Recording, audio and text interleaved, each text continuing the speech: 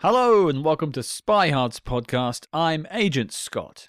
And I'm Cam the Provocateur, exhibiting sheer magnetism. Oh, I can feel it over the airwaves, Cam. It's very attractive. Thank you. It's my specialty. It is indeed. And speaking of specialties, one of our specialties here is a lovely SpyMaster interview where we go behind the scenes of your favorite movies. And this week we have a real treat for you. Yes, we are joined by Jack Cocker, director of the new Roger Moore documentary, From Roger Moore, with Love. Yes, this documentary came out over the festive season 2024. Turned a lot of heads, made a lot of Bond fans happy, but Jack hasn't done that many behind-the-scenes interviews on it, and boy, do we have the biggest of behind-the-scenes interviews you're ever going to find on From Roger Moore with Love. So I think without further ado, Cam, let's just get to it. Roll the interview.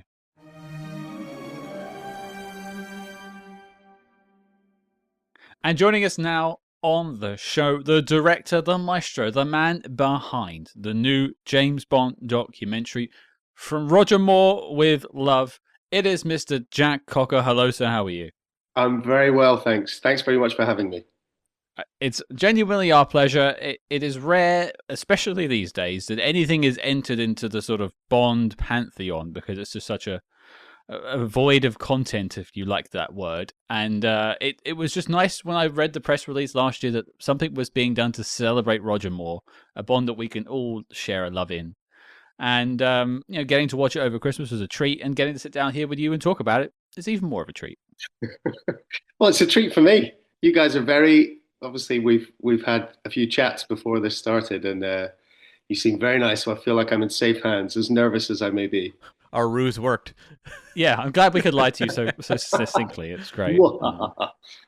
Yeah, I'll have my Blofeld cat out in a moment. I'm already bald, so it's perfect. There you go.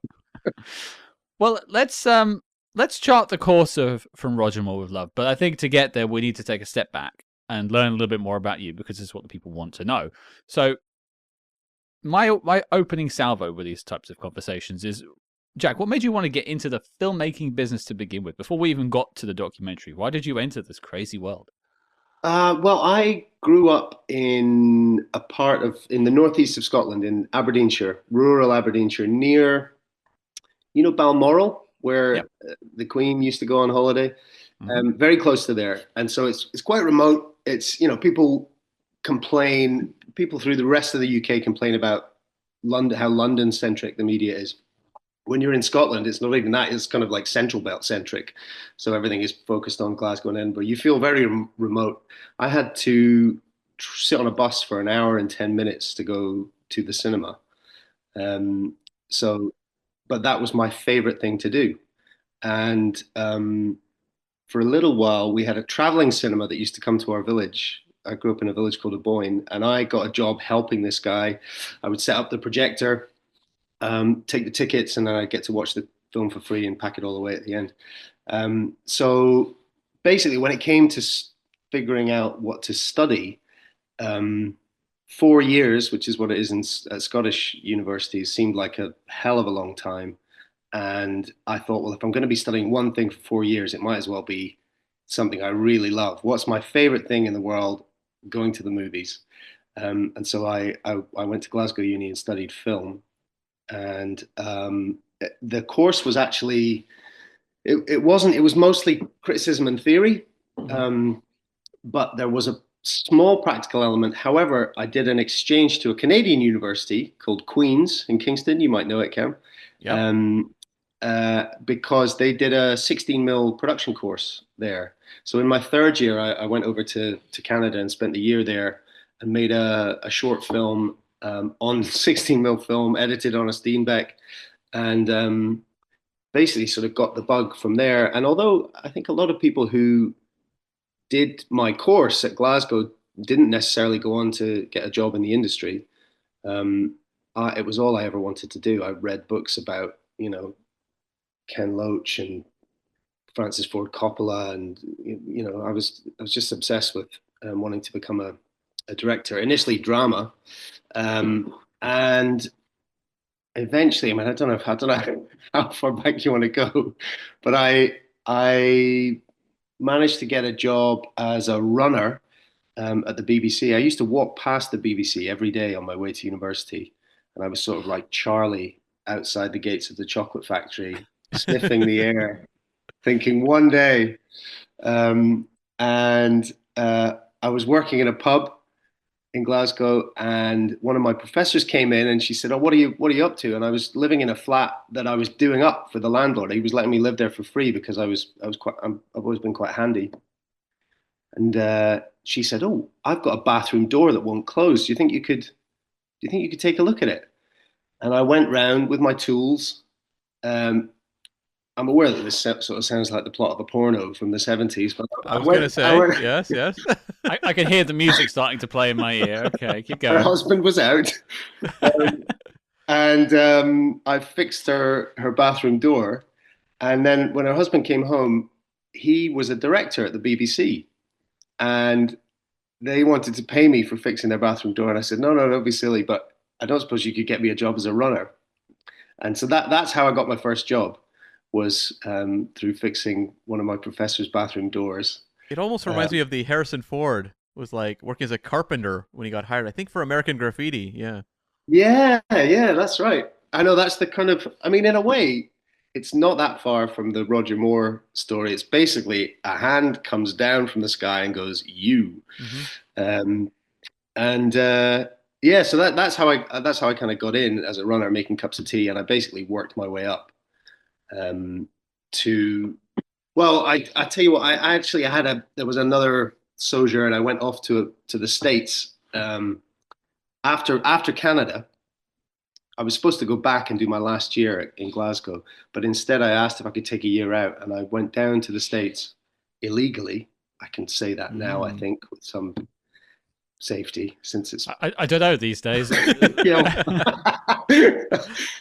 I got a return bus ticket and never planned on using the return leg from Canada. And I kind of hustled around in New York for a bit, and eventually I got a job as a runner on a Buddhist musical that was being made by two classical musicians, Yo-Yo Ma, who's a violinist, and Emmanuel Yeah. Ax, the pianist. Hmm. And for some reason, I was doing the clapperboard on the last day. They let me do the clapperboard thing, which was obviously a small dream come true. And I went home with the clapperboard by mistake.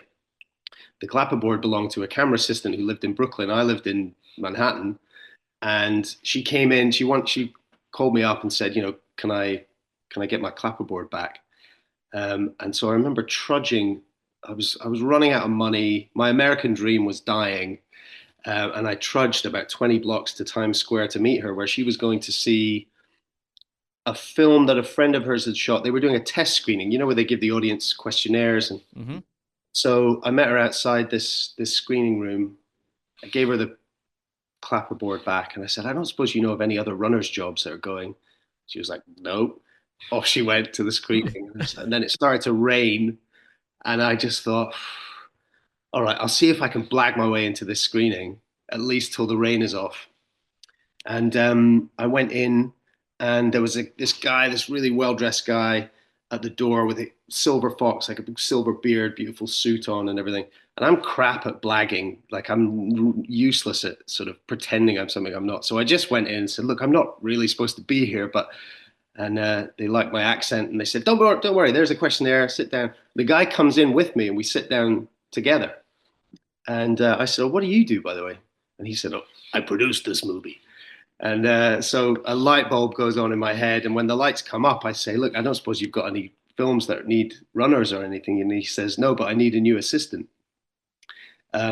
And so that we met for breakfast the next morning at the Russian tea rooms. He just asked me a few questions about my parents. And I guess he got a sense of me and said, "When can you start?" And I was like, "Now." And so his name's John Hart. And he was moving from producing Broadway musicals into indie movies. This was at the kind of indie movie explosion time of like the Brothers McMullen and films like that. Right in Hmm. that '90s period. Yeah. Yeah, and so he shared an office with Christine Vachon, Killer Films, um, and they had a slate of stuff they were working on. I was John's PA, and then I did that for a year, and he knew I wanted to get out on set, and they had this movie called Boys Don't Cry that was starting to film down in Texas, Mm-hmm. and they said, "Look, we need an extra pair of hands in the grip electric department. Do you want to go down there? We can't pay you, but we'll give you $25 per diem or something." I mean, I didn't care. I was in my early 20s. I was like, yes, this sounds exciting. And so I went and did that. So I was a grip for a year or two in New York. And then when I came back, I couldn't really get into the movie industry here because it's very heavily unionized, and I just didn't know anybody really, and I didn't really want to be a grip. And so I kind of went back to my TV, what few TV contacts I had from having been a runner, managed to talk my way into a researcher's job, and then sort of worked my way up from there. Researcher, and you know, I worked on the film program with Jonathan Ross. Yeah, I remember that. Yeah. So that was basically, at this point, I still wanted to be a drama director. But I was, my day job, if you like, was going, watching movies, interviewing film stars and directors. And then I was also allowed to cut stuff for that show, you know, so I was getting experience in an edit suite and how to put a story together and things like that. And so I did that for 3 years because, you know, most people, I don't think in the TV industry would sit still like that for 3 years. But for me, I was just like, it was my dream job. Whenever I heard that theme tune, I can't believe I'm working on this program. I grew up idolizing Barry Norman, you know? And so, yeah, I carried on with that for 3 years. And then finally the boss was like, you really should get something else on your CV. And so I moved on and managed to eventually get, first thing I ever directed was, I knew that there was an arts strand in Scotland called Artworks, and it was half-hour profiles of artists. Artists in the broadest sense of the word, you know, musicians, actors, whatever. But I found a story in the papers about this painter called Jolomo, who was actually on the rich list. He was like the most successful artist in one of the three most financially successful artists in the UK. But most people hadn't really heard of him. He wasn't accepted by the art establishment. He sold his work in galleries up and down the West Coast, but he had some amazing celebrity clients like Madonna and Sting and all these people. And so I pitched that as a possible half hour, and they let me direct it. So that was the first thing I got to direct, and it was I remember sort of because of my obsession with movies, I was sort of trying to bring all kinds of shots to this documentary, like I don't know if you know in Gladiator, the bit where Russell Crowe is like standing in the middle of the arena and he's sort of doing this, he's pivoting this way and the camera's rotating around the other way. Yep. It's the sort of "Are you not entertained" thing. And so yeah, basically I had a head full of ideas that I absorbed from these movies, and I'm doing like, yeah, let's do the Gladiator shot on you, you know, this sort of middle-aged Scottish painter guy in his studio. But that's basically where I started, and I worked. Yeah, I managed to keep getting work in the BBC Scotland arts department from there, and I sort of went on to. I did a couple of things with Jonathan Ross in the States and here. I went to Japan and did a series with Adam and Joe called Adam and Joe Go Tokyo, and then eventually I finally managed to like start directing long form docs that, you know, sort of 1 hours and things. And I was on the Culture Show for a long time, and then I was on Imagine with Alan Yentob doing profiles on that. And then yeah, so I've sort of made documentaries about like artists, photographers like William Eggleston, or painters like Ansel Kiefer, Booker Prize winning writers like Richard Flanagan. I did one about Rupert Everett, who spent 10 years, and I filmed him for 5 years, trying to bring a film about Oscar Wilde to the screen, which he eventually did. Right. Yeah. Yeah. When you're doing these documentaries about these profiles, like you've done several, what have you kind of learned over time, like the key ingredients to make a successful one? I suppose it depends on whether, like most of these profiles, the subject is still alive, Hmm. so you can follow them with a camera. Normally they have some there's some kind of peg that the thing is being hung on, in terms of why it's going to be broadcast. So you can follow them. Some of it might be you might go into their backstory and their history, but for example, I did one about an artist called Jeremy Deller, who's a Turner Prize winning artist, and he had a big show at the Hayward Gallery on London's South Bank. That was the peg that it was being hung on, but we went back and revisited some of his major works from from the past. Um, so that is that's a bonus when they're alive. Hmm. Yep. uh, Helpful. because stuff happens in front of your camera. Whereas obviously the one with Roger, it was a kind of different ball game. I'm trying to think if I'd done any other profiles of people who were no longer with us. I don't think I have. That was a first. Or even profiles on people who just weren't available themselves to talk to you. Was that ever the case? No, those are more. Those ones are. I mean, those do get made Hmm. where you don't have the you know the people involved are not. They don't give it their blessing. But I've been fortunate, I suppose, in that I've always had something like the BBC behind me, so, something that opens those kind of doors. Right. I was just looking through some of your IMDb credits, and I saw what I thought was Mrs. Brown's Boys. And I thought we were going to end this conversation right here, but luckily it's about someone called Mr. Brown. So I was Yeah. very pleased to read that. You're not the first person to. I mean, that was the whole idea. That was a film about Craig Brown, who was the Scotland manager for the France '98 World Cup, where Scotland played Brazil in the opening game yeah. and very narrowly lost. But yeah, it was a profile. It was because Scotland had got back. They were at their first international tournament for 20 years or something, and that was a look back at the glory days where we used to get to everything. But yeah, you were not the first person to go, "What the," Yeah. I know that like that joke me and you were having is lost on Cam, Yeah. and I'm glad he doesn't have that reference point. Oh, come on. Everybody likes to put the boot into. I was going to say Mr. Brown's Boys. Mrs. Brown's Boys is a sitcom, Cam. Okay. Okay. It's a very broad. It's almost like the kind of shows you would get at theaters like the Pavilion in Glasgow. But I don't know. I know it's very.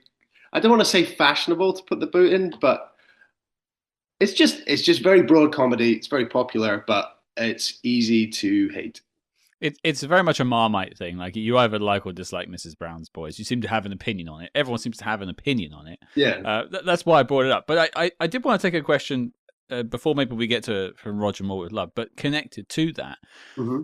We've spoken about sort of your work getting to the documentary, but this all started from a love of film. Mm. Was a love of Bond and spy movies in that? Oh, very definitely. Yeah. I mean,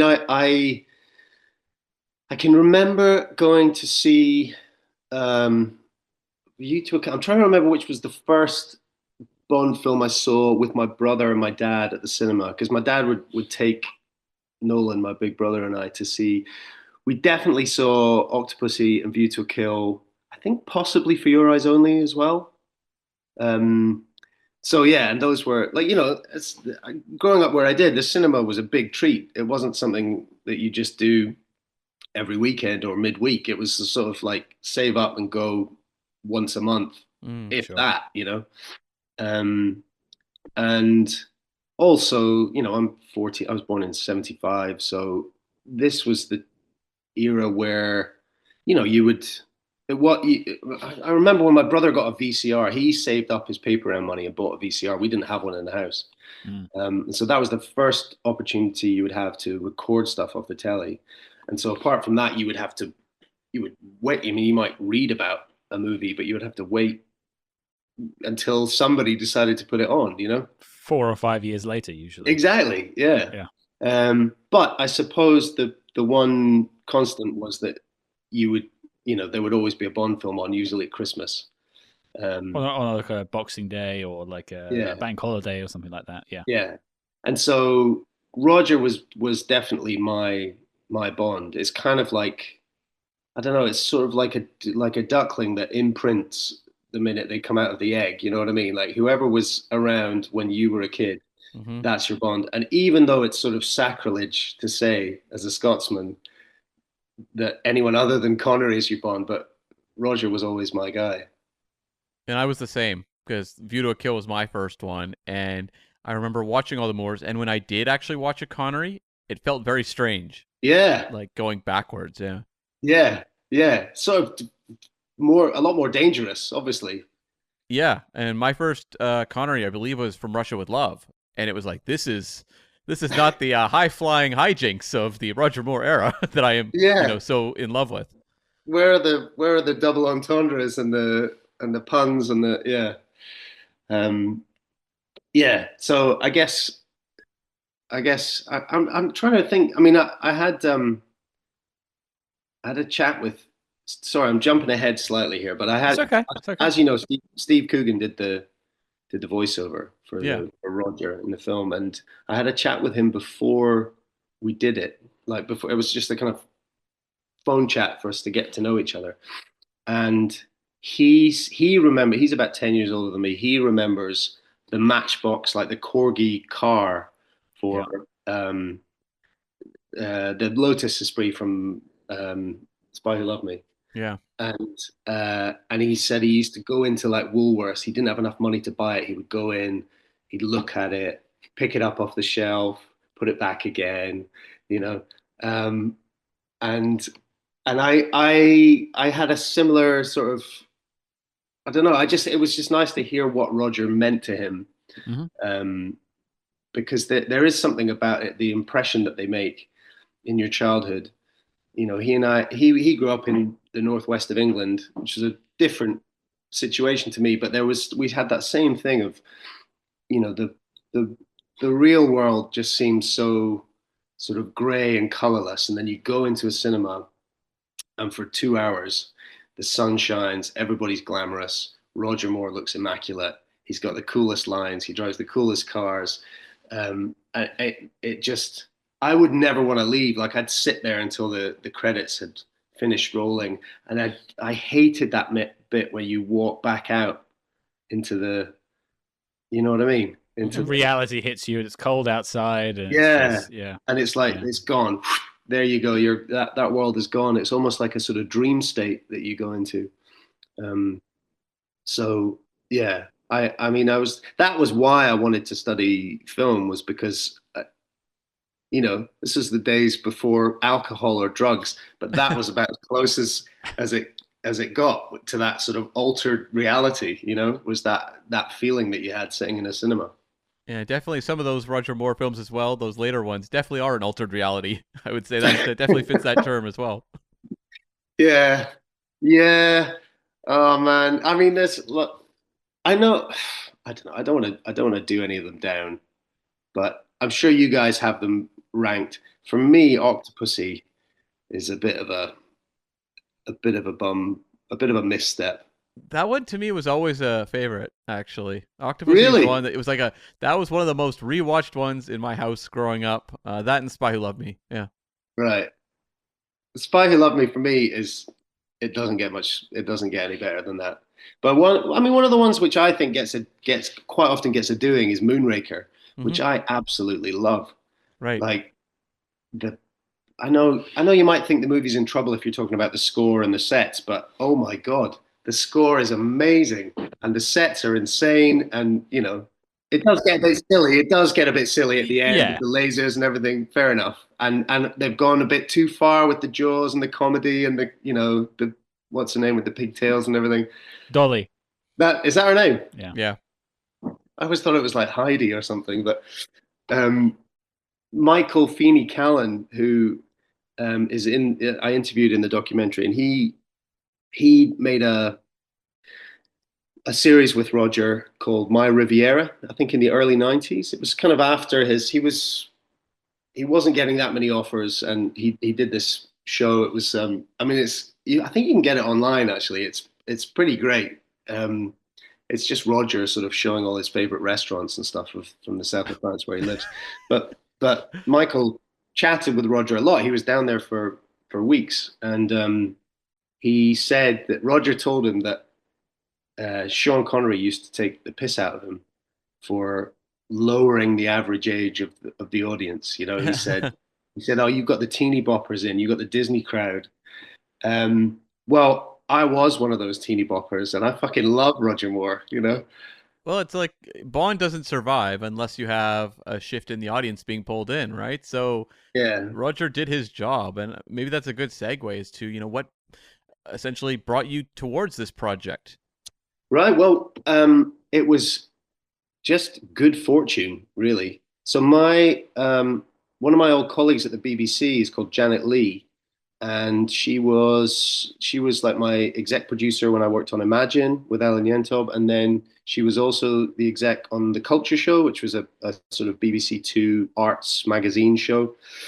So she and I go way back, 20 years or so, and I got a call from her saying, "Would you be interested in making a documentary about Roger Moore?" So that, I mean, that it doesn't get much luckier than that, really.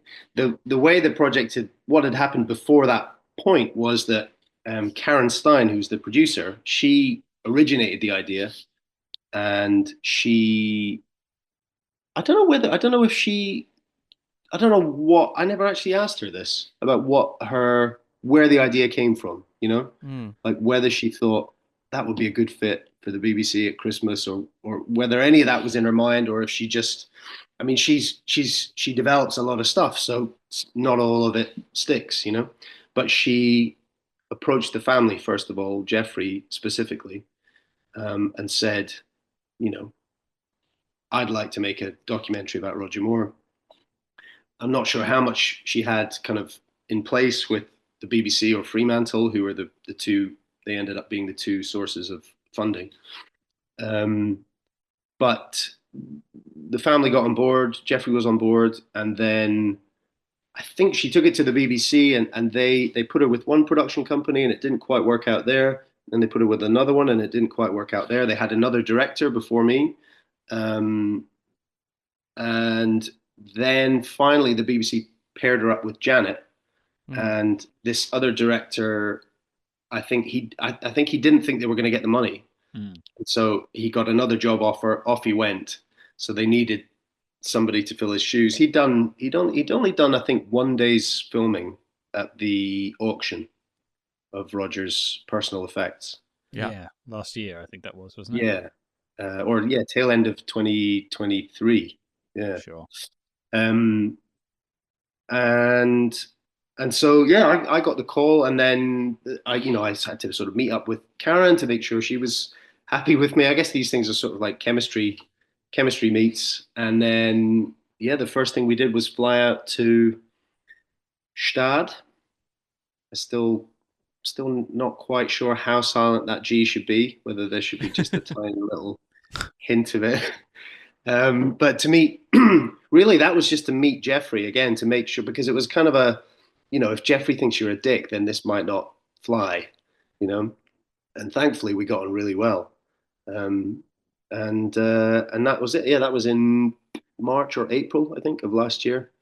It's interesting that the family were one of sort of the earliest elements, because when we spoke about it before, one of the impressions I got just from watching it is this was really led by the family. Not that, and who I was wrong as to who produced it. I thought they were the ones sort of powering this, because they were the ones behind the auction a couple of years before. So I thought this was more like a continuation of their work with their father's legacy. So it's interesting that that's not where it came from. Yeah, no, they weren't. I mean, they were really, Jeffrey especially was really helpful in that he had access. He's got a pretty amazing Rolodex, and so a nod, a word or a nod from Jeffrey could open doors. But he kind of took a back seat, because sometimes that can get a little bit awkward if it's, it's better if we just approach them straight as a production company, first of all. But they probably want to keep his profile up, and Sure. keep them in the public eye.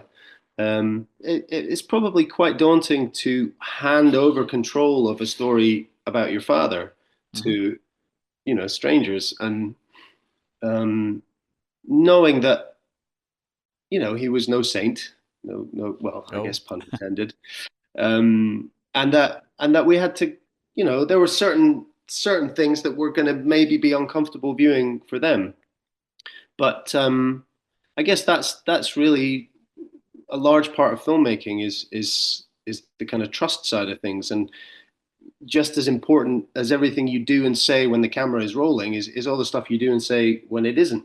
All the phone calls, all the when we would go out. I went out to Switzerland twice, and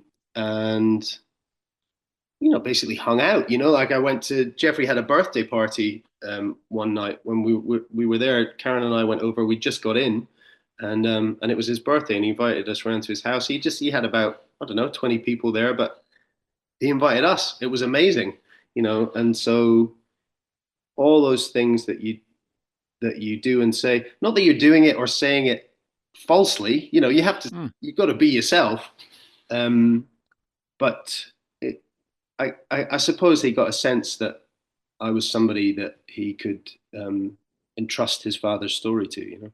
and like Roger Moore is someone who wrote several books, very much kept his own legacy going. Like he was a great spokesman just for the Roger Moore brand in a way that, say, Timothy Dalton is much more secretive. You don't know a ton necessarily about Timothy Dalton.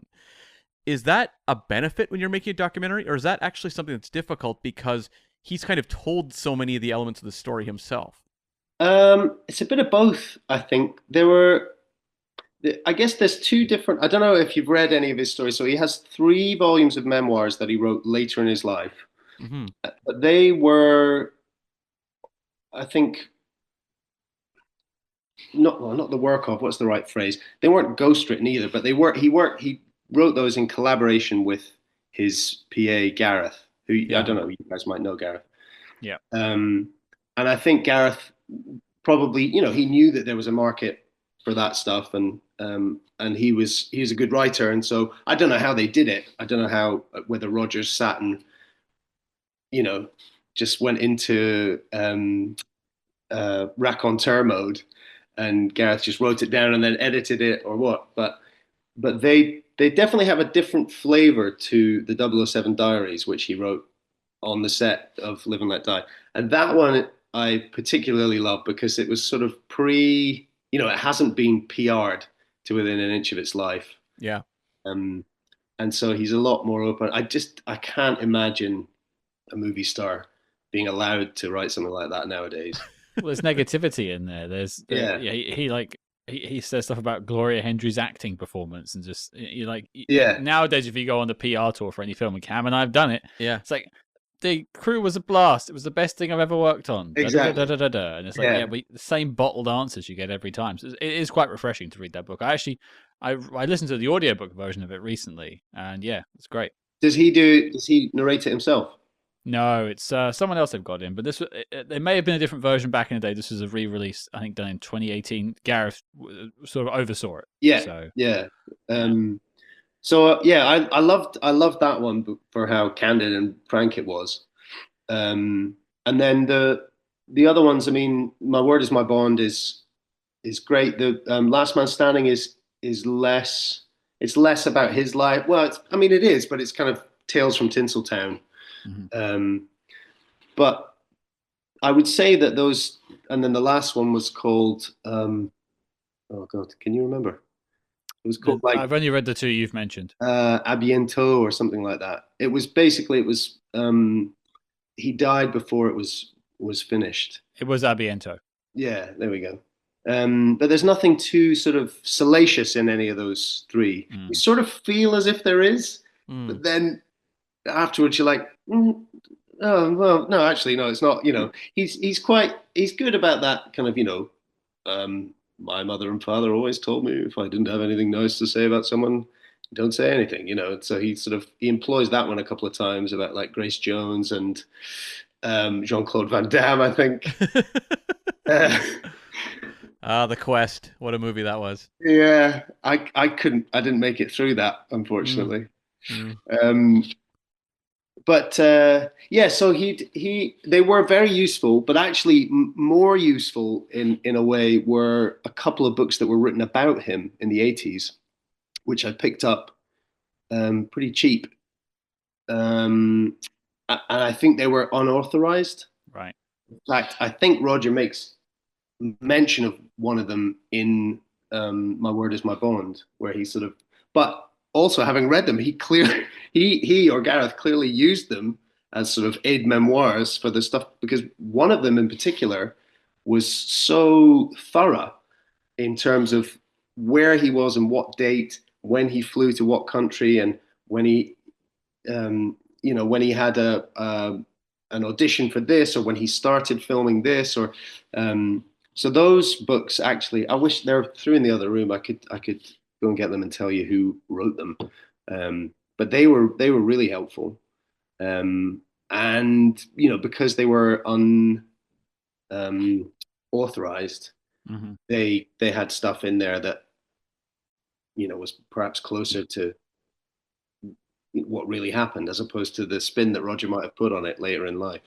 Was that sort of the approach you had with the loosely based on element Yeah. that's set up right up front, where you have Steve Coogan giving the narration and the text saying, oh, this is loosely based on his, thoughts and words. Yes. Well, originally we tried to keep it to, verbatim, Yeah. exactly what he had said, but it's impossible to bend the pictures around those words is much harder to do. And I sort of checked with legal and said, look, can we take this as the basis for what we're saying, but embellish slightly so that we can progress the story in the way that we need to because you take a chunk of his text and then you first of all you start cutting stuff out just to compress it and get through the story quicker, and then you're like, I need to go here at the end, and then wouldn't it be nice if we had a little payoff line that was the kind of thing he would have said, and are we allowed to do that? And legal say yes, as long as you put a disclaimer at the front. um, and so yeah, that's why we put. I mean, we would have been fine with saying the following is based on Rogers' writings, interviews, and da da da. But we just thought to make a gag of it and stick loosely in there in a kind of handwritten way, um, as a get out of jail free card, I suppose. This wasn't noted down in my notes of questions, but just to bounce off of that, was it you writing the sort of Yeah. additional contextual lines? Yes and no. A few of us had a go. So I had some. We were so initially I wondered about using AI of Roger's Mm, voice, but there's a lot of legal stuff around that, and not only that, but you're taking work away from a voiceover artist, Yeah. sure. and I'm really glad that we didn't. I mean, we sort of explored it, and there's enough of Roger's voice that you can pump into the machine that it learns it and it will come out, sounding very, very Rogery. But it still can't quite deliver a punchline, you know. Mm, And so what we did was for the guide voiceover, because you have to have guide as you're cutting, so to get your timings and everything. So I would do my impression of Roger Moore and record that, and then we would put that through an AI that was a sort of like generic 50, 60 something, RADA sort of voice. Transatlantic voice sort of Yeah, thing. Yeah. yeah. And so that was our guide voiceover voice for the way through. But in terms of the actual lines, some of them are mine. Some of them Janet did. Janet's son Fred is a stand-up, and he put some in too. And then actually, quite a lot of them changed in the voiceover booth when Steve came in. I was going to ask because Steve Coogan, for those who don't know, is a comedian and an actor. He does both. So Yeah, yeah, that doesn't surprise me. yeah, and it was great. It was funny to like some of this, some of the stuff he did. I mean, we were just in.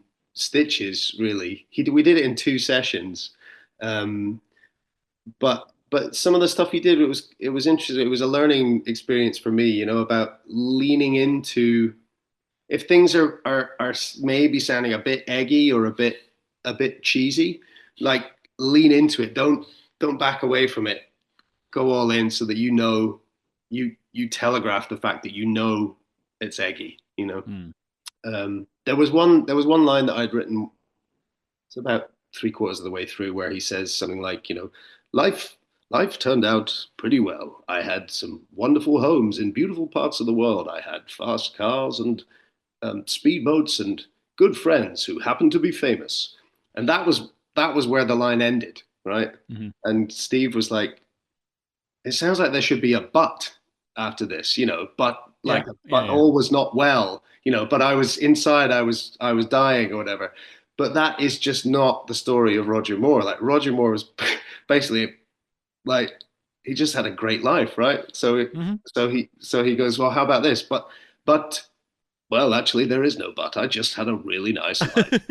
And so, like, you get a laugh out of it, something that would have been, it was fairly sort of pedestrian before, and like he said, you lean into that. Does that make it harder to make a documentary when you don't have, and then, tragedy struck or something? Yeah, Like when you're dealing with someone who's just like, I'm having a great time. I'm loving this. yeah. Yeah. That was the main problem, really, especially because, well, in any hero's journey, you need a second act. You need things to go wrong so that they can triumph over adversity, and the third act is, happily ever after. But yeah, Roger he sort of sailed through life, and things went pretty well for him. He sort of couldn't believe his luck, and not only that, he really enjoyed himself. He enjoyed his success. There was no alcoholism, no drug abuse. I mean, there were, I suppose, that's not to say he wasn't without his, um, thing. There weren't things in his life that went wrong and things, but he just, both publicly and privately, I think he just was having a whale of a time. So I kind of joked to Janet, the exec, at the start when I was doing all the research, and I was like, it's basically Roger Moore. What a nice life, but it wasn't. I mean, that was it. Really, it was that was what I thought all the reviews were going to say when the film came out. Was like, Roger Moore, he had a nice life. The end. You know. Right. And so, yeah, that in terms of like a story arc, that does give you a problem. And so we sort of confected, I suppose, a couple of second acts, Mm-hmm. with the quote unquote failure of Man with the Golden Gun.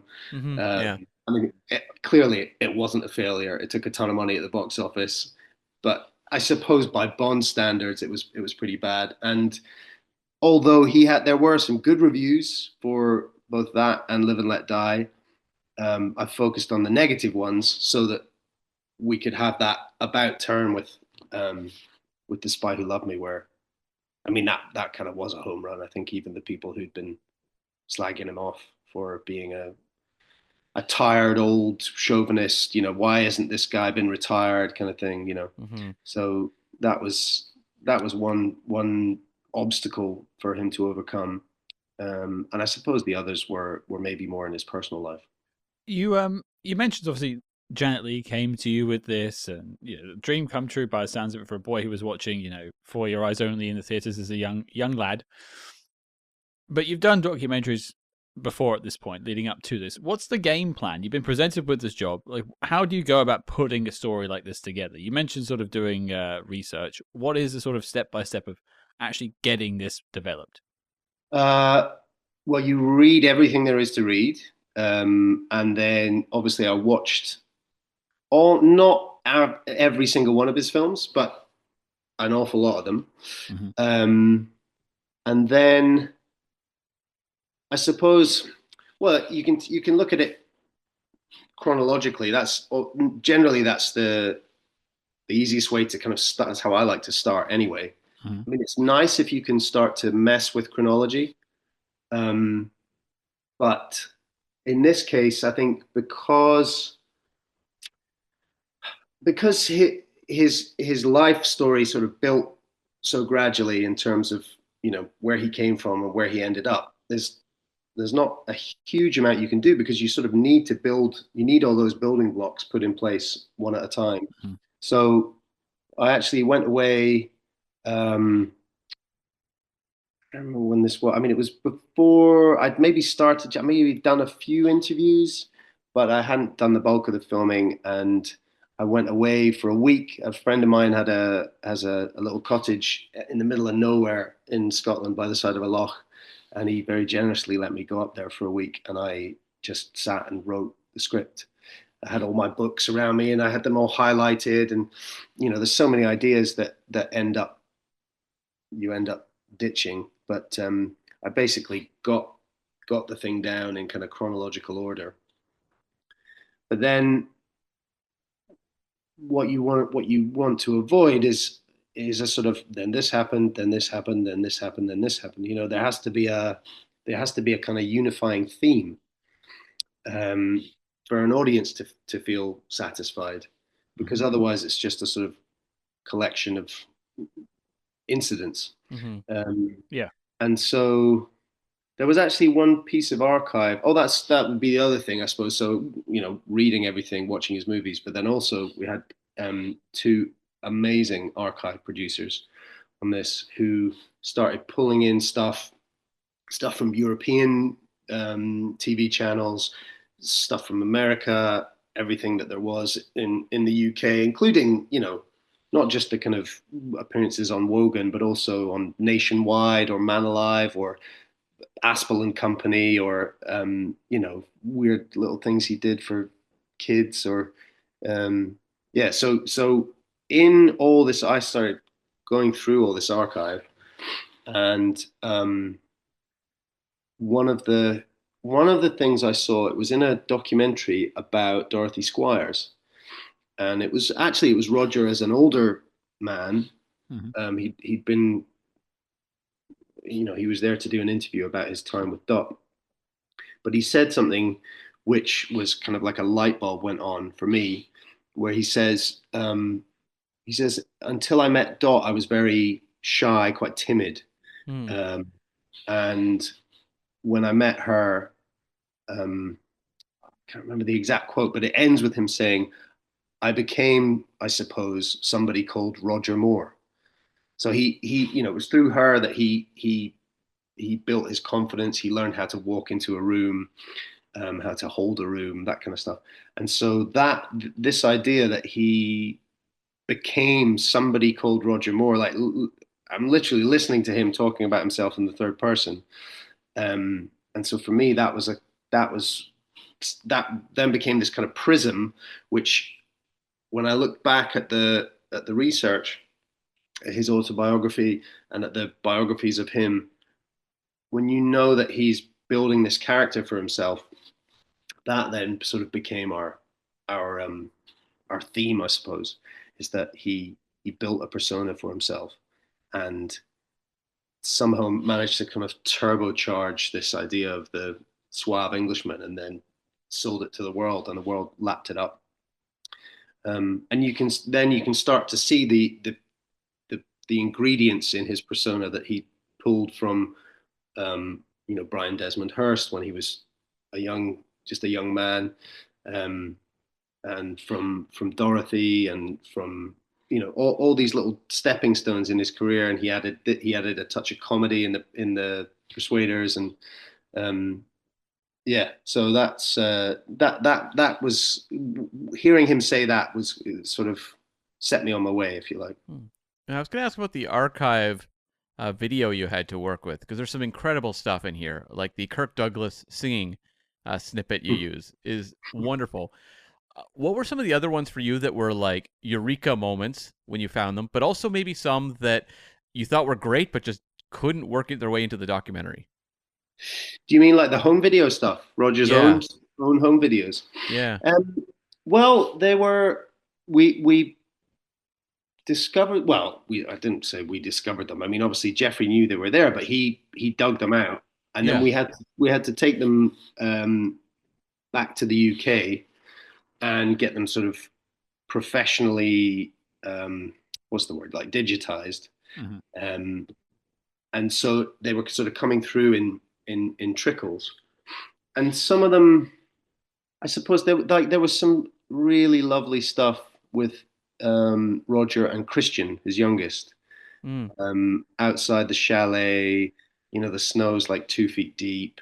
It's clearly, I think it's just been Christmas because Christian's got this new sledge that he's coming down on, and um, it's like a beautiful, lovely little moment between a father and a son, which it would have been great. In fact, it was in an earlier cut where I'd kind of ended on Roger reminiscing about um, his life, and I brought it back to Christmas. You know, I can't remember what we had him saying. It was something like, if I could go back, it would be to that fresh fall of snow on a Christmas morning with my family around me or something. And we had this lovely sweet music, and it went. But there was quite a lot of Christmas stuff, so we went hard on Christmas. And then the note, came back from the BBC. It's like, we know this is going out on Christmas Day, but it's going to live on iPlayer and whatever for ease up on the Christmas. Um, so yeah, so we pulled out that stuff of Roger and Christian, and Christian had spoken really beautifully in the interview about his memories of his dad, about the times where they would go out on a boat in the south of France. His dad had a boat, and he would just get to spend the whole day with his dad, and they'd take a sandwich out there, throw the anchor, and swim for a bit, and his dad would, impart some wisdom to his son. Unfortunately, none of that's on the home videos. But I kind of chimed with me. My dad I used to play backgammon with my dad after dinner at home, and that would be his moment to basically go, right, son, here's what I know about the world, and here's what I want you to know.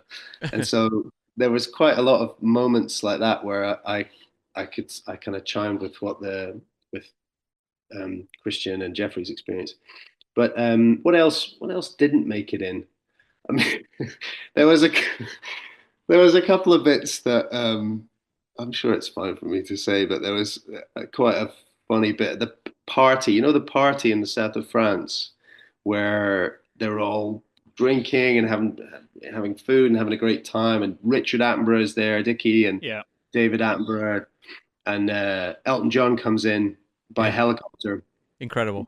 lands on the tennis court. And Roger's there, like with a video camera the whole time, just sort of waving it around. And there's a great moment where he's walking up. So Dickie Attenborough's got his back to Roger, and he's chatting to Elton John. Elton John spots Roger coming with the camera, and he just drops his shorts, his tennis shorts. And but Dickie doesn't know why he's done this. He doesn't realize that he's done it for a camera that's behind him. And Roger comes up closer, and you just hear Dickie saying, "Darling, I love you, but why?" And then they all have a good. Then he spots Roger, and they all have a good laugh. But anyway, we thought it was perhaps prudent not to show Elton John dropping his kecks Mm. on national television at Christmas. Didn't want a lawsuit. So that bit didn't make it in. I suppose I'm trying to think if there was any like language or anything that Roger did that would have got him cancelled. I don't think there was. Certainly not in the home video footage. I mean, he did swear quite a bit, Yeah. but it wasn't. There was not really any kind of reason to put that stuff in. It wasn't germane. But yeah, he did. He could have a mouth like a sailor at times. What else? Oh, there was some lovely stuff with Maud actually, with Maud Adams. But we tried to get Maud to do an interview, and it just never happened. And I so, know what that's like. oh dear, yeah. Unfortunately, I mean, there were a couple. Britt Eklund would have been nice as well. But I think Gareth looked after both Britt and Maud, and unfortunately that just didn't happen. But my biggest sadness was that we just couldn't get Michael Caine, um, because obviously the two of them are best mates. There's so Yeah. many amazing pictures of the two of them, and you know, it would have been so great, but it was not to be. Yeah, I was going to ask about that because I knew the stories about the two of them being flatmates and what have you back in the day, and the documentary doesn't really go into a lot of their friendship. And was it because without Michael Caine there, you kind of don't have that hook into that story? Yeah, pretty much. I mean, it's really it was very very sad because Michael did actually want to do it. He just wasn't very well at the time we were Mm. filming, and was unable to. And we did have quite a few chats with Shakira, and also, other people, Joan Collins putting in a word, and Evie Brickus and stuff. But um, yeah, it would have been great. Do you know what I think? Also, Michael would have been really great at would have been a bit of kind of analysis, because I feel if there's a weakness in the film, it's well, one of them anyway, is that there's a there's not a huge amount of kind of analysis of why he was so beloved, or what it was like to have come from working class stock, and been a movie star in that time. Hmm. um, and I think Michael Caine, obviously his story is quite similar to Rogers, Hmm. um, and he would have been great at. Also, he wouldn't pull any punches. I think he would have told it like it is. And so I think he'd have been good for that. I deliberately um, I didn't really approach any sort of film critics or cultural commentator type voices to do that kind of analysis, because I wanted to keep it to people who knew Roger. Um, but if I'm being honest, I I probably regret that decision now, because I think it could have done with a bit more meat on the bone. You know, Mm. um, yeah, I feel it's maybe a little bit slight. Well, in the re-release in 5 years' time, will be available if you need that Yeah. expertise. Okay. I'm sure. Okay. I'm sure. I don't look great in HD, but yeah, Yeah. we'll find a way around that. We'll shoot you in silhouette. That's it. Yeah, just disguise my voice slightly as well. That's all I ask. Uh, but with talking about interviews, I think that's an important, a key ingredient in this entire documentary is the interviews. And I suppose I wanted to sort of ask you about maybe a highlight or the highlights from doing the interviews, and if there are any people that you pitched that you couldn't have got. You mentioned obviously Michael Caine, but was there any other ones you really tried to get and just couldn't bring in Maud as well? But yeah, you spoke to Pierce Brosnan, Jane Seymour. Like that's a great list of people you had on there. Yes, we did, and I'm trying to think of other people that we wanted to get, but couldn't. I mean, I tried for ages to find his biographer from the '80s, Roy. Mm. I've forgotten his name now. It was Roy someone, and I think he'd passed away. But then he had some researchers who'd worked with him on the book. They're not quite as interesting. Jeffrey in Stad, one of his neighbors is Robbie Williams, Oh, who apparently has a tattoo of the saint on his arm. And Jeffrey was like, "Sure, Robbie will do it, no problem." But I don't know, we couldn't get. Jeffrey was gonna shoot something on his phone at one point, and he was like, I'll just get him to show the tattoo, and then get a couple of words from him, get him in the movie. But I'd kind of established sort of a house style at this point in terms of what the interviews looked like, and unfortunately, we didn't have enough money to get back out there. Who else? I can't think of that many other people that we wanted to get and didn't. But the ones we did, I think, yeah, there was a lot of highlights. Joan Collins was day one of shooting, wow. um, and I was actually everyone was kind of nervous outside, and I was like, I'd woken up in a really good mood. Like my hair was looking good that day. I was like, I am gonna charm Joan Collins. This is gonna be one for the record books. I'm gonna we can do this, guys. And everyone was a bit whispering and everything. And then we got in there, and because I was sort of come on, guys, like, why are you so nervous? Come on, she's just a human being. And we got in there, and well, first of all, so Percy, her husband, let us in, and was like, "Take your shoes off. That's all fine." And then he's like, "Okay, so normally what we do is we put the camera here, and Joan will sit there, and you'll face this way." And I was like, "Would it be possible to if we could just maybe rotate round this way and have that as our background? Would that be a huge problem, Percy?" And it became clear pretty quickly that it probably would be. Like, okay, no problem. I mean, if you want me to go and tell Joan that you don't want to do what she wants to, I was like, no, no, no, that's fine, that's fine. And then finally Joan came in, and so Karen, the producer, had she'd produced a brilliant documentary about Joan called "This Is Joan Collins" about a year or two before. So they knew each other pretty well, right? Mm. Joan walked into the room, and I'm sort of waiting for Karen to say, "Joan, how are you? Lovely to see you." But there was sort of silence. So to fill the silence, I stepped forward and went, "Joan, hi. I put my hand out. My name's Jack. I'm the director. I'll be asking the questions today." And there was just this silence, and she looked down at my hand, and then Percy was like, "Joan doesn't do handshakes." I was like, "Oh, okay." And then she curled her, God love her, she curled her hand into a fist and fist bumped me. And I was like, "Do you know what? I think she knows that I've got a Joan Collins story to go away with." No. And she was brilliant though. She was like, my whole thing of I'm going to charm Joan Collins, it just sort of crumbled really in that moment. And I was batting my eyelids and like giving it my best. And clearly she'd seen, like, I was 10 a penny. She'd seen guys like me come and go, whatever. It's kryptonite. But she was brilliant. She was really funny, really honest, like sharp. Like if she didn't want to answer something, she'd be like, "That's a stupid question. Next." So you're sort of nervous because you're thinking, if I bore her, she may just go like, "That's right, this interview's over."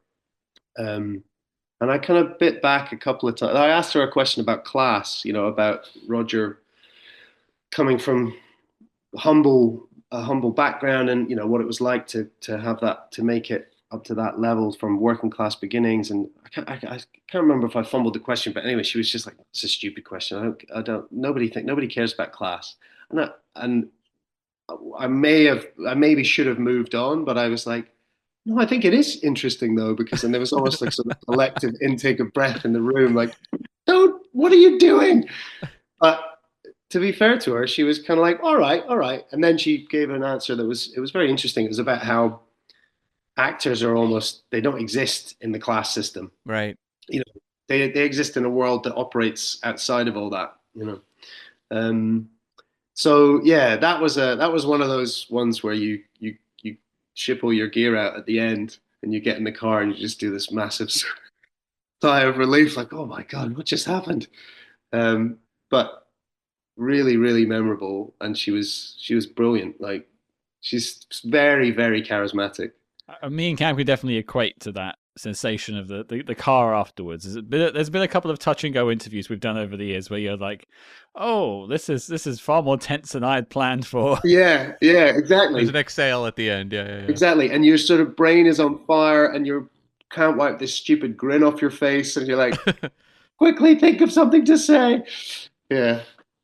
That was a good one. And then I guess a much more relaxed one, but equally an amazing, get in the car at the end and go, "Oh my God, what just happened?" was Christopher Walken. I was gonna say, yeah. Yeah, who it was quite a hard one to get. See, the shoot went on for longer. I was still filming while the edit had begun, because a lot of the interviewees were it just take well, as I'm sure you guys know yourself, it just takes a while when you go to the agent or the publicist, and then there's inevitably you have to chase them up a few times, and then you don't even know whether they put your request to the person. And so with Chris Walken, his agent first of all came back, I think, and said Chris doesn't know Roger Moore. Mm. And I'm like, I think he does. Like they were in A View to a Kill together, and I've got this amazing footage of them hanging out in Gstaad where he went for Christmas, And so eventually, I could not believe it when the word came back that he said yes. And then, as he says in the film, actually, he said in the interview, and we kept it in because I thought it was so great, that he doesn't normally do these kinds of things. He gets asked all the time to talk about people he knows, co-stars that he's worked with, and so on. And he generally says no. But he said in the case of Roger, he wanted to make an exception because Roger was so generous with his time and so kind and so giving that he kind of wanted to say thanks. So we basically got given, the coordinates in rural Connecticut of Chris Walken's house, and me. It's very. I don't know what people think when they watch these documentaries, and sometimes I'm sure there is quite a large crew, but I shoot myself and do sound and light, and so in the case of the ones we did in America, that was just me and my mate Andy, who flew over, and it's just two of us driving around, and we found his house, rock up, knock on the door, expecting a staff member to come to the door, and there's the door opens, and there he is, hey, Chris, and that was brilliant. We had learned that his mother was from Glasgow, before we went there, so we went in hard with that stuff, right? You really put the accent on for that bit, and just like, yeah, right, Chris, how you doing? I hear your mother's from Glasgow, and Mary Hill, I know it well. In fact, I'm probably related to you, Christopher. That was while we were like setting up the gear, and Andy's very good at that stuff too. He's very good at buttering up the contributors, and so he was chatting away, and it was great. It was really relaxed. Obviously, we've been told you have half an hour. That's it. Then get out. Right. And so we started, and I asked all my questions, and then I said, "Well, we should probably leave you now, Chris. We've been told half an hour." And he's like, "Have you got more questions?" I was like, "Yeah." He said, "No, carry on." He said, "We got another 45 minutes or something." And then we drove away, going like, "What a day! I cannot believe we just met Christopher Walken." But he was great, and in that way that I was sort of saying about Michael Caine adding a bit of analysis, he did that in a kind of the mind of an actor way. He was great. He almost gave answers that weren't even necessarily to the questions that I'd asked, but they were far more interesting than anything that I was fishing for. And so he without knowing that this was kind of my theme, he just started riffing on this thing about how all of us, actor or not, invent ourselves. We become the hero of our own movie. And he was, unfortunately, there was some hilarious stuff that he did, which we just didn't have room for because we didn't go into A View to a Kill in as much detail. But I remember I said to him, Max Zorin, you've got a really strong look for that character. The hair especially. And he says, yeah, well, there is such a thing as subtext, which is, with actors, what you're thinking in your head is conveyed somehow mysteriously. You don't have to vocalize everything. And he said, sometimes when I'm on set, I'm pretending that I'm Bugs Bunny, but I don't tell anyone. And he said, so whenever I got stuck as to like what to think, I would just think, what do you think of my hair? and I said, that's brilliant. There's a great bit in your death scene where you just before you fall off the Golden Gate Bridge, you let out this crazy little laugh, and he goes, what do you think of my hair? I was like, that's brilliant. I'm glad I know that now. Um, but yeah, he was very, very funny. And then Pierce Brosnan was equally brilliant, but in a very different way. Such a charming, charming man. Um, he turned up. I was outside the place where we were going to film the interview, and he turned up and he looked. I mean, you've seen the film. You see how cool he looks, right? Yeah. Uh, he just looked $1 million, and I went, Pierce, you look amazing. And he goes, I am amazing. I thought his autograph story was wonderful. That just added so much. Yeah. Yeah. I know he was like, and not only that, there was another bit that we didn't have time for either because we didn't go into too much detail on For Your Eyes Only. I'm sorry, hardcore Roger Moore and Bond fans, but he had a beautiful story about going to the set of For Your Eyes Only because his wife Cassie Hmm.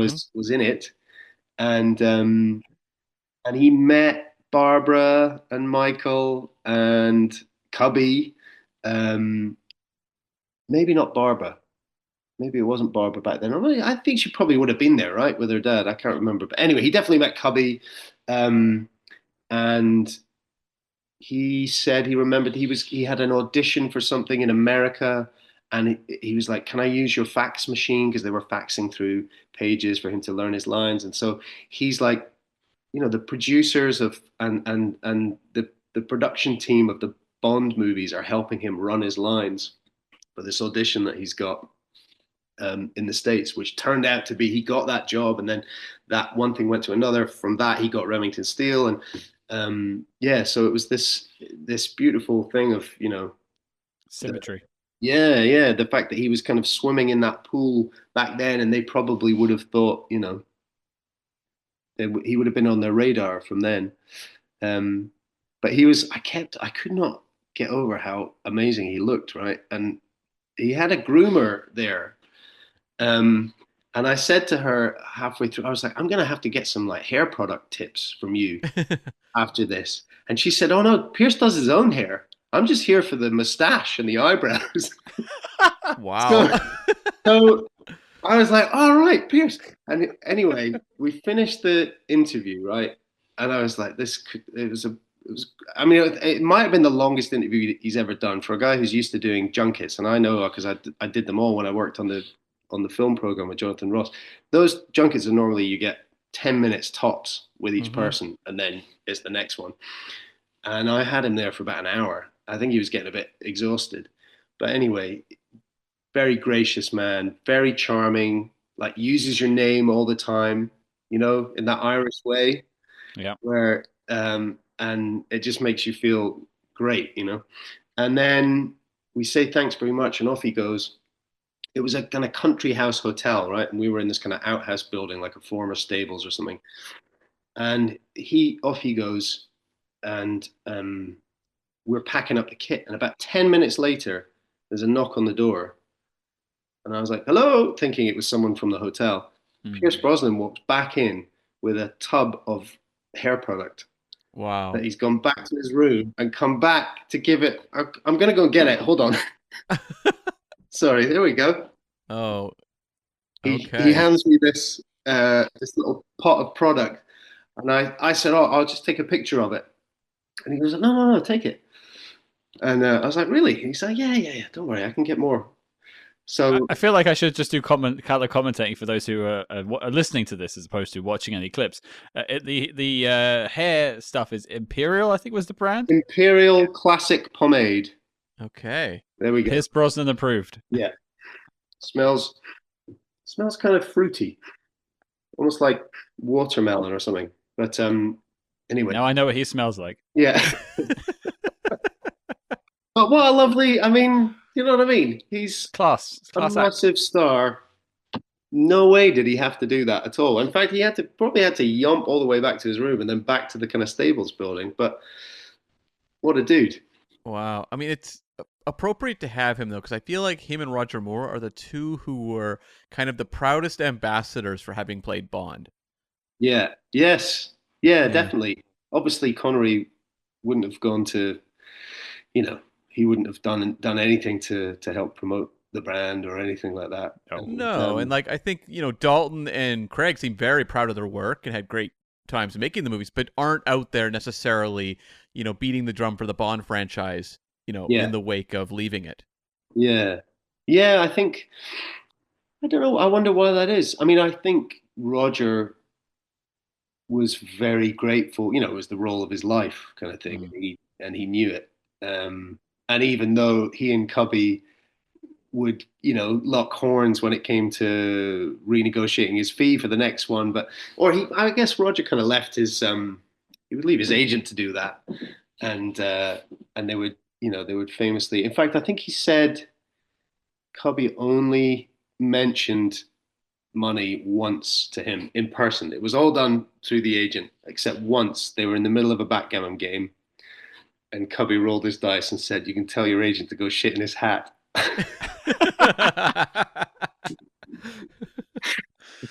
But yeah, I guess you must have heard the the dark chocolate milk chocolate theory. Oh, like the going back and forth with bonds, where you kind of have your dark Yeah, chocolate and then your milk chocolate and your white chocolate or whatever yeah, else. Yeah, kind of yeah, changing flavors of Bond. yeah. Like Connery was dark chocolate, Moore was milk chocolate, Dalton dark chocolate, Brosnan milk chocolate, Craig dark chocolate. The sort of. Yeah. Although, I mean, I suppose it does tie them together. There's a sort of gritty meanness to those three, to Connery, Dalton, and Craig, but they've all got their own flavor on that. Nobody's ever been quite as kind of bruised and damaged as Daniel Craig Hmm. has played it. But yeah, I would definitely say that Pierce Brosnan was the most Roger Moore like of all the ones that followed. They had a twinkle in their eye Exactly, when Yeah. they were doing it. Yeah. exactly. Yeah. Well, we mentioned a name earlier on, and that is Steve Coogan. Hmm. When during the sort of making of this documentary did you decide that you needed the narrator? Obviously, you went down the AI route for a little while and looked into that. Hmm. But when did Steve Coogan come into the idea? Because you could have pitched to anyone, really. Although Coogan has done impressions of Moore before, so there is that. But how did he come to be connected to the project? Well, I suppose I decided early on that I wanted the voiceover to be in first person, Right. because I just think Roger was such a consummate raconteur that to have a kind of voice of God third person narrator, it would just feel a bit dry, Hmm. And I kind of wanted Roger to pull the audience into his own story, and so yeah, once I decided on first person, then we looked at AI, what a bit of a mess, and also for the reasons I explained about taking work from. I think it's good that the BBC are cagey about that, because Yeah.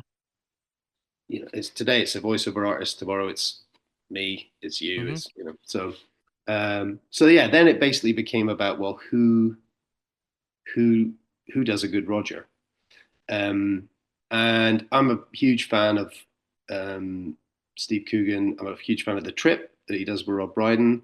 They Yep. both they both do very good Roger Moores. And initially, I thought, wouldn't it be great if we could get them both to do to share voiceover duties, and then occasionally cut to them in the voiceover booth bickering over how Roger would have said it.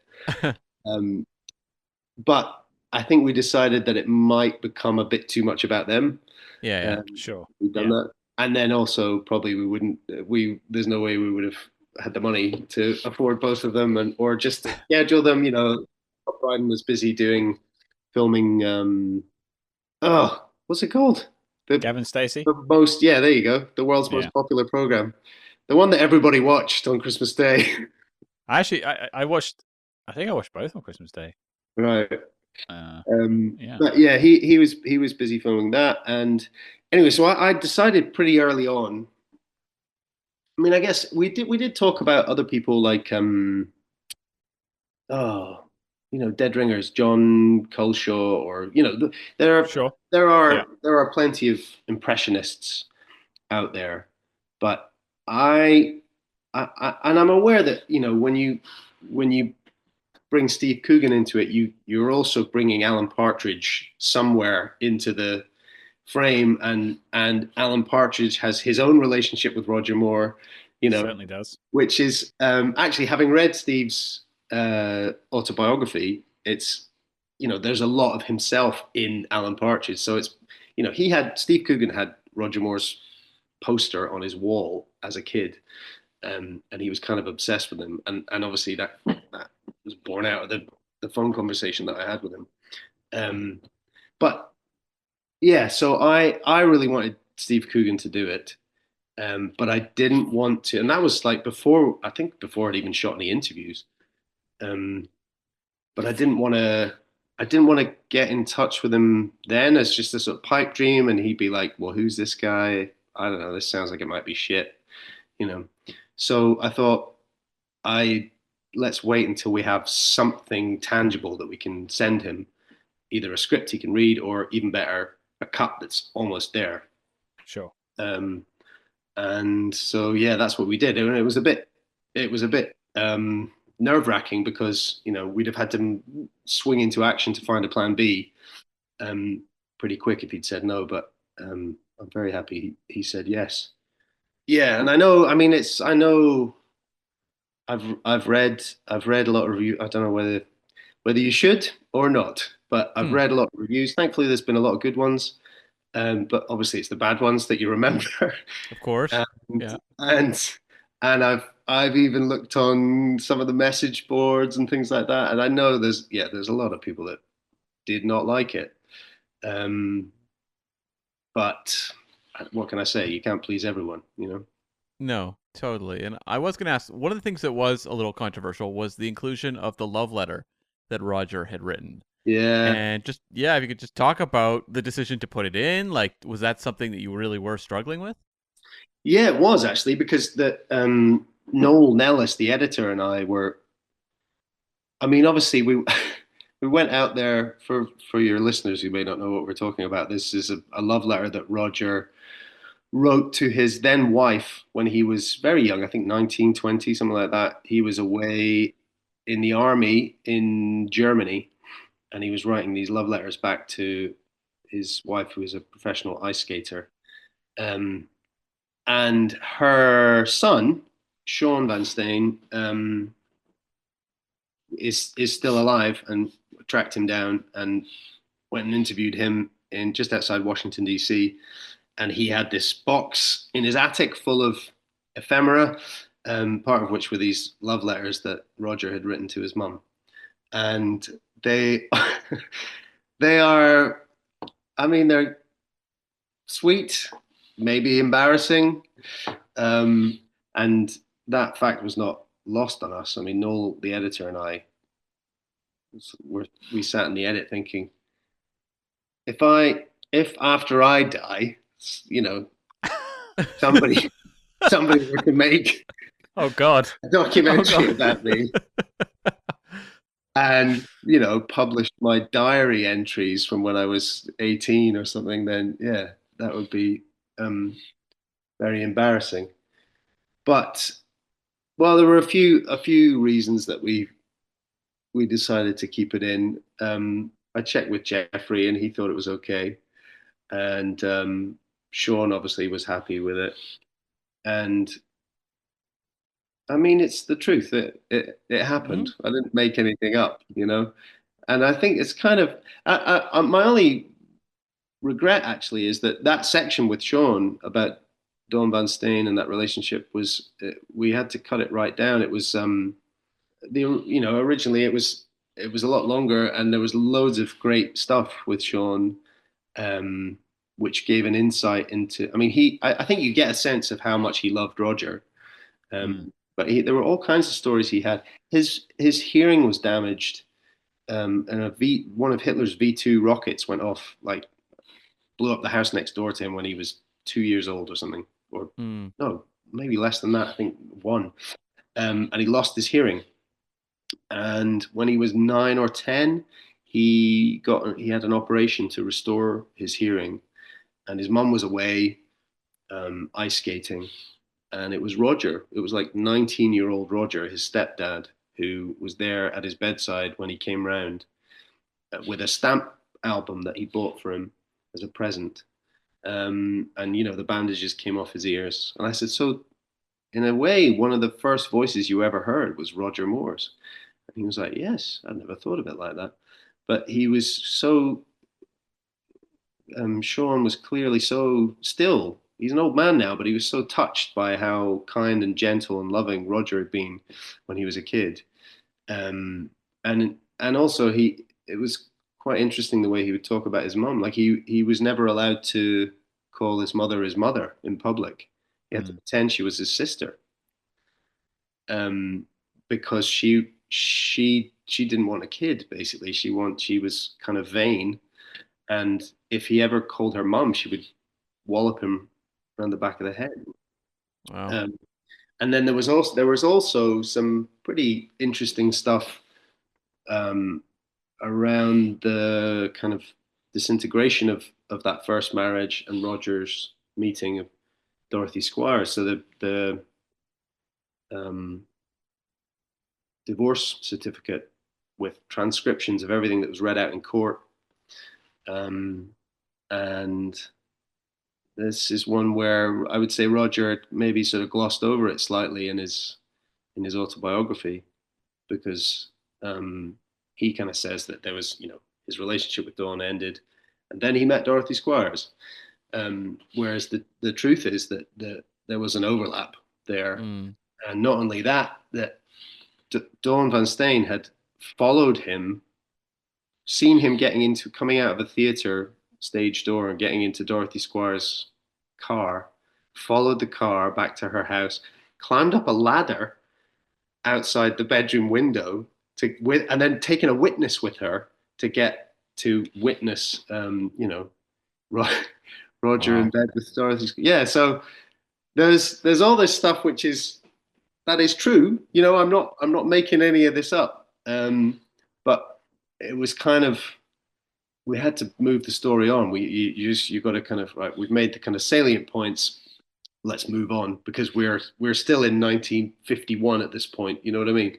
Yeah. And that happened quite a lot, especially to do with his wives. They were such interesting women. Um, Dorothy Squires, especially. I got deep into the world of Dorothy Squires. I was almost making a Dorothy Squires documentary at one point, because her life's amazing. Perhaps spin-off sequel? Yeah. Well, I mean, it has been done. There was one done in maybe 20 years ago.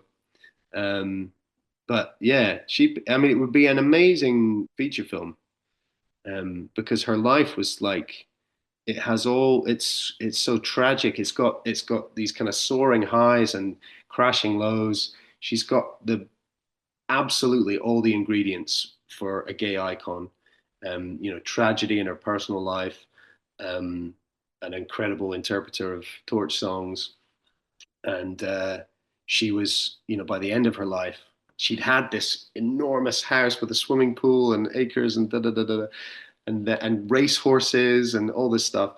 And by the end of her life, she was living in, a fan had donated her a small house in like a tiny place in the valleys in Wales, like at the end of a terrace, like 2 rooms upstairs, 2 rooms downstairs.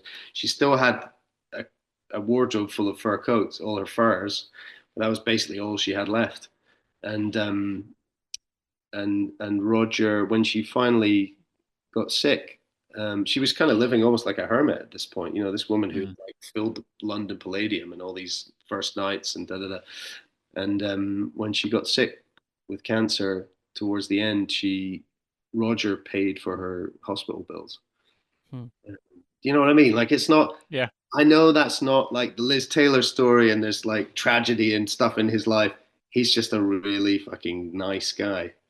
Um, that's a class act.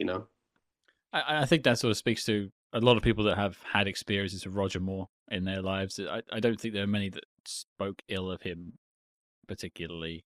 that I've come across in my time, and from interviews we've done with people that have acted with him and worked with him, it's been nothing but goodness that he seems to have shared in the world. So, you talk about maybe not bringing that stuff into the story, some of the divorce stuff. Yeah, but this is also, as you said earlier, an 80-minute documentary coming out on Christmas Day. There has to be a certain lightness to it. It Yeah, can't be the takedown of Roger Moore. yeah, Merry yeah. Christmas.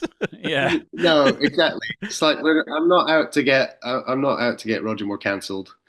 No, no. You've mentioned, the iterations this went through, the edits and the cuts you've had to make to get this finished and produced and made for Christmas Day 2024. I suppose the biggest question I could ask to that is, are you happy with the film? No. I mean, all I can see is the flaws, and I hope that people who know him and love him are happy with it. I know that the family are. Hmm. Jeffrey, I've never been so nervous actually as when I was waiting for Jeffrey's feedback, because we'd kind of effectively locked. I mean, we could have opened it up if he'd had big changes or any major problems with it, but I was really hoping that we wouldn't have to, and so I'd sent it to him and had to wait sort of 24 hours for him to get back. And I've never been so nervous. And then he called me and he said, I absolutely love it. And you know what? The old man would have loved it too. Hmm. And so that meant a lot to me.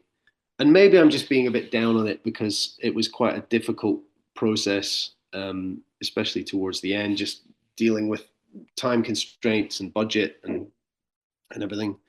It was quite hard going on me emotionally, but so maybe that's sort of coloring my view of it. I do wish that we'd got maybe a bit more weight. There's certain other films that Roger made which I wish we'd found time for, um, and perhaps as well just found a way to have kind of lingered on things a bit longer, or kind of done them more completely, because I feel like it rattles along, which Hmm. is a good thing. I think the pace is pretty high, It but is, yeah. but in a way, maybe what you lose with that is a sense of having got your teeth into something, because it's sort of. I mean, I know there's loads of stuff that I wish we could have done. The Man Who Haunted Himself, North Sea Hijack is one of my absolute favorites. It's like Roger Moore playing a kind of Wes Anderson character in that. Um, so yeah, there's movies that I wish we'd had time for.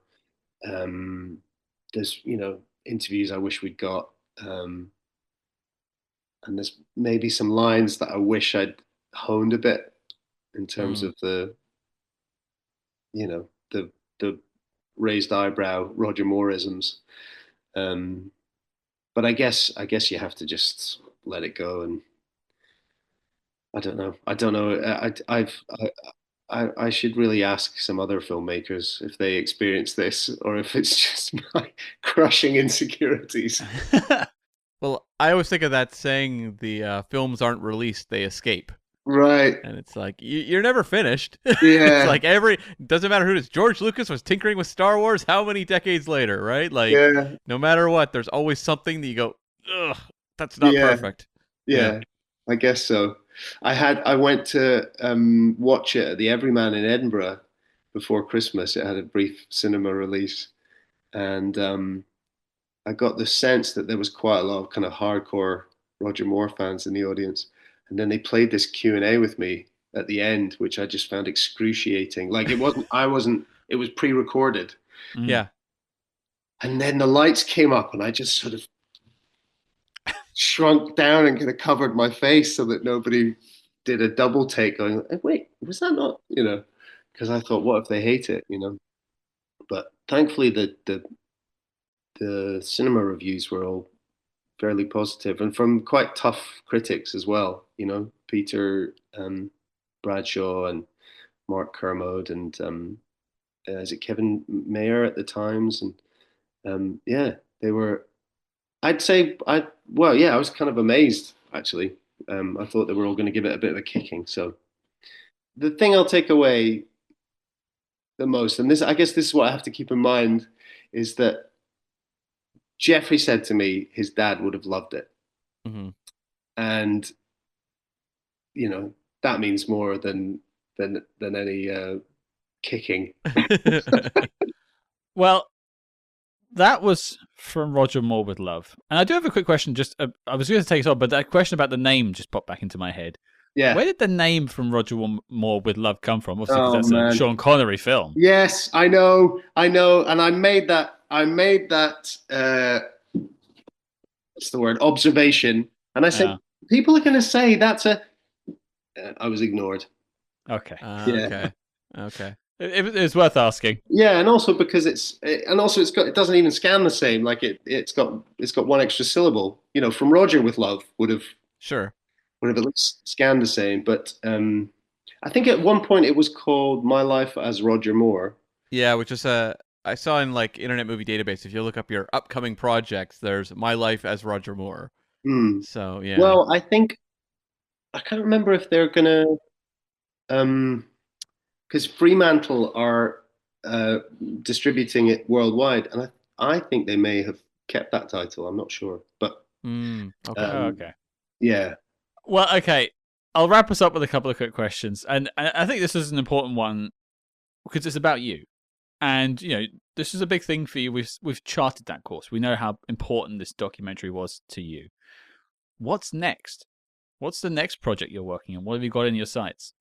Well, this is I don't know if you know how what a sort of precarious time this is for our industry. So at the moment, I've got a few shoots that I'm doing for other people, Hmm. just as a cinematographer. Hmm. I've got one tomorrow and a few more sort of lined up. But I'm developing a couple of ideas which I can't really talk about. Um, but one of them involves a very beloved um, aging rock star.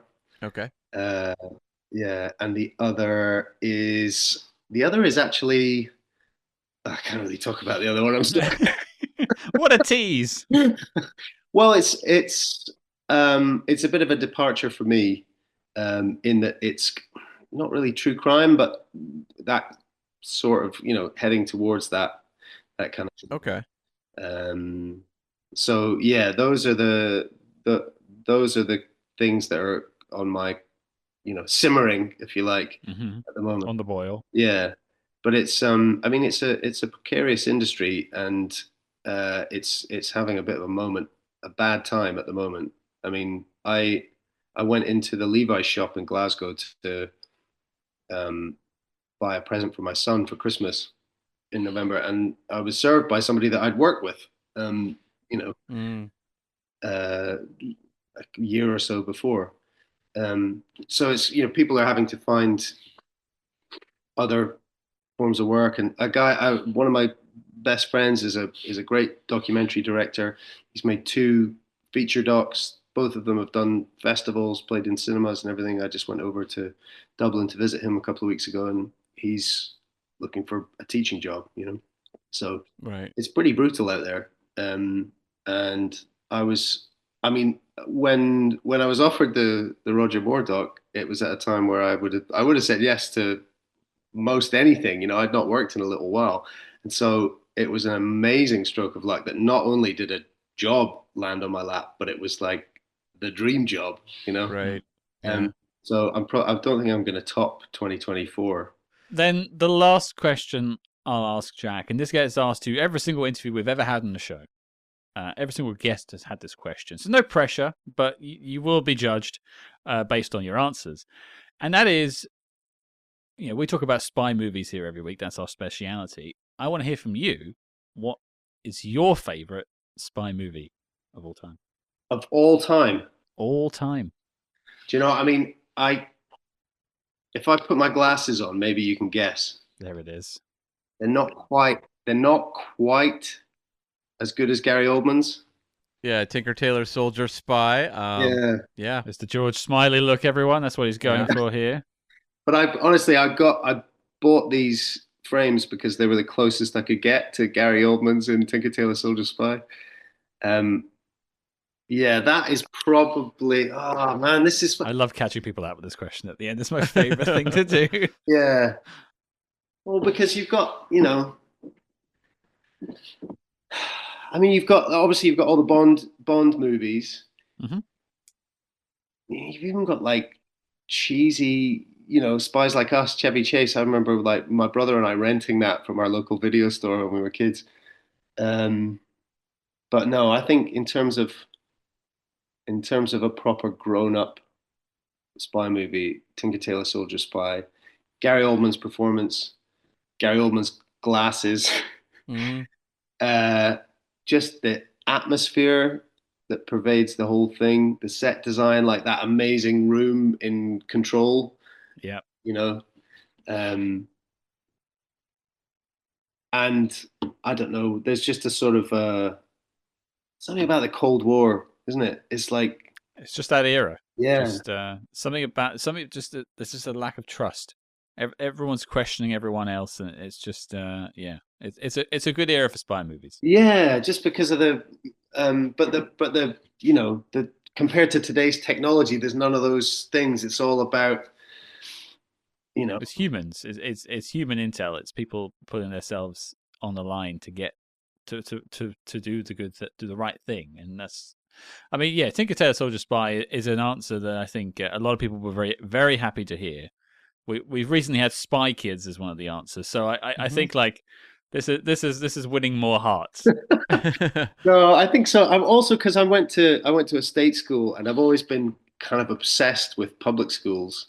Sure. And so that whole thing of like those kind of Kim Philby and those, that whole thing where it was almost like a game. Like I still don't know whether any of them actually believed in the tenets of communism and Marxism, or whether it Mm. was just a sort of an extension of their life at public school, where it was just a sort of game that you played, and the idea is to win. It doesn't matter which side you're on, as long as Mm. you're the winner. So maybe there's a sort of state school hang up uh, in me there, which is sort of makes it more appealing. I mean, having gone to a comprehensive secondary school myself, I completely understand that different world. Yeah, yeah, Yeah, yeah. So it's more, you must be. Did you go to university?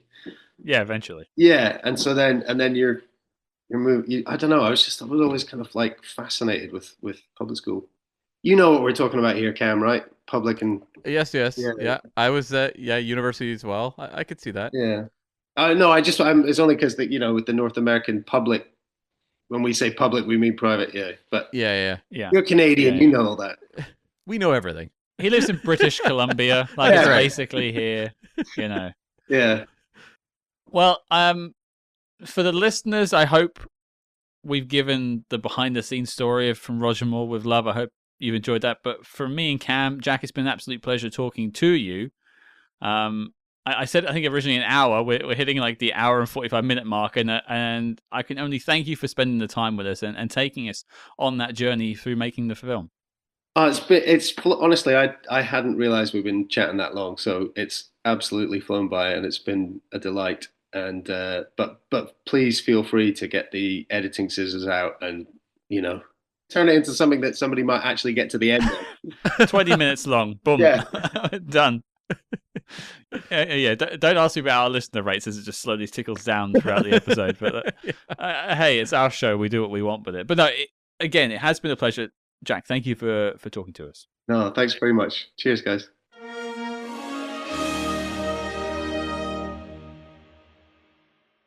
There you go, folks. I want to thank Jack for speaking with us, for sitting down for, I think it was about an hour and 45 minutes, taking his time to meticulously go through the process of putting together the documentary. I think we actually spent more time talking about the documentary than the documentary ran for.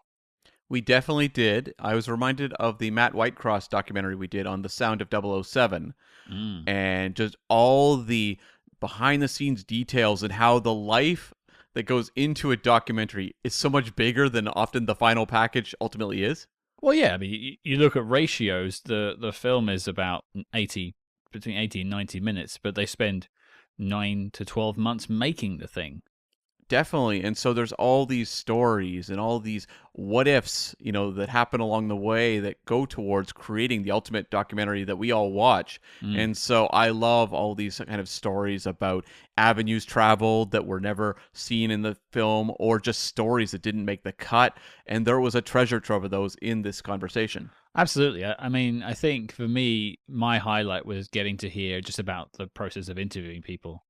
For the documentary, because not only could at times I could hear things that you and I have encountered and had to deal with, Yeah. but just hearing some of those stories about Pierce Brosnan turning up with his hair pomade, like Incredible. You're never gonna get that anywhere else.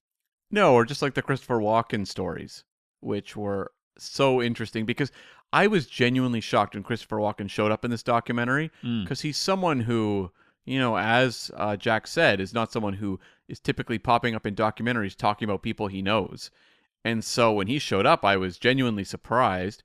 And just his stories were fun. And it's just, he's such a personality that it's just like this injection of energy into the film. Yeah, into this documentary and to A View to a Kill, frankly, as well. Like well, everything Christopher Walken has ever done, frankly. that is true. It's definitely an injection of something. It could be cowbell or otherwise. What do you think of my hair? I love it, Cam. I love it. Right. What about you? What was one of your highlights?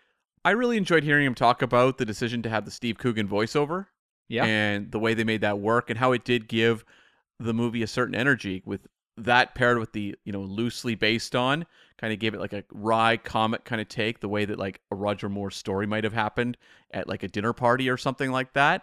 And the, when we was talking about avenues not taken, the Rob Brydon version where it's the two actors like bouncing off each other, and how this becomes a whole kind of comedic escapade all to itself. That sounds like a ton of fun. Obviously not really fitting for what this film ultimately is aiming to achieve, but in an alternate universe, I would have happily watched that movie. I would have too, and I think it would have been a farce that Sir Roger Moore would have enjoyed. I think so too. It's just a very different film than what this is, yeah. Yeah, and I think, one of the important things we tried to tackle in this was, because we chose to do this interview months after the documentary's been released. We had the opportunity to do an interview earlier on, but I think it was important for us to let the dust settle a little bit on the film, give people a chance to watch it. It hasn't even had particularly big international distribution. I'm not sure it's available in many places. It's definitely available here in the UK, I think in the United States, but a lot of other countries still haven't even received it yet. Yeah. But I wanted to it gives Jack an opportunity to reflect on the process, and it gives a lot of the viewers a chance to catch up and have watched it, because, it came out on Christmas Day, not everyone's available. Over the Christmas period, maybe you watched it, or in January. So by this point, everyone's kind of caught up. And I think one of the things that it was important to me, and I'm sure it is to you, Cam, as well, was to maybe interrogate the process a little bit. And that interrogate is a strong word. But I mean, there have been criticisms levied at the film, and I think it was important that we took those to Jack and gave him a chance to respond. People spoke about the Steve Coogan inclusion being a bit off-putting for some people. Some people had issue with the love letter, like you mentioned as well. Yep. And I'm glad this gave Jack the opportunity to speak to why those choices were made. Yeah, and that's the thing. It's like when you talk to people after the movies come out, there's more of a chance to have those kind of candid conversations versus like a press junket situation. Just recently, I interviewed two of the actors from Star Trek Section 31, and that was before the movie's release. And if you listen to that interview, it's a very upbeat, fun kind of back and forth, talking about their characters and whatever. But that movie, in the wake of release, that interview would have gone very differently. Yeah. And often these kind of press junket interviews, they are just about sell the movie. Hey, watch it this Friday. Watch it this Friday. That's ultimately the goal of those interviews. And so even though this is a newer movie, it's still something we're talking about in the wake of its release and a couple of months, and people talking about it and having their own opinions on it. And so it's kind of interesting at this point now to talk about the reception as well as the whole, how did this get made? Yeah, and I think also I point to some of our other interviews we've done over the years. You mentioned Matt Whitecross. I also think of our guest last week on Live and Let Die. Mark A. Altman joined us about a year ago or so to talk about the book he wrote, the James Bond book he wrote, and Nobody does it better, yeah. yeah, and sort of hearing his stories about doing those interviews again gives us glimpses into the lives of people that aren't with us anymore. You take the Yaphet Kotto interview we put out earlier this week, like that can't exist without input from Mark, and we wouldn't have got some of these stories that we had today if it wasn't for our chat with Jack, and the people at home wouldn't have got them either. So I'm very thankful that we still get these opportunities and people say yes to us. Oh, it's always a pleasure. And again, it gives us so much more context into these films that we love watching and reviewing. Yeah. But again, thank you, Jack. We haven't really spoken about what we thought of the documentary because I don't. This isn't a review episode. Mm-hmm. But I watched it over the festive period and I had a good time with it. And I think ultimately it was designed to be a celebration of Roger Moore's life, and I think that's successful at doing so. Yeah, I enjoyed it for those same reasons, exactly. And it had kind of a lightness of tone and a sense of humor that I think was very befitting for the subject, for Roger Moore himself. Yeah, perfect. But that concludes 2 weeks of 007. You've been clamoring for more Bond stuff for the last year, more or less, folks, and here we are delivering it in spades. We are indeed, yes. But I think we're moving on to a bit of a celebration next week, Cam. Yes, we are celebrating our 200th review episode. This is big, folks, and you're probably wondering, wait, they didn't make Live and Let Die, episode 200? Why would they not do that? Well, because instead we are going to celebrate with a movie that we've been asked about for a long time on this show. No, it's not Tinker Tailor Soldier Spy. Did that already. No, we are going to look at the 2006 Best International Oscar winner, The Lives of Others.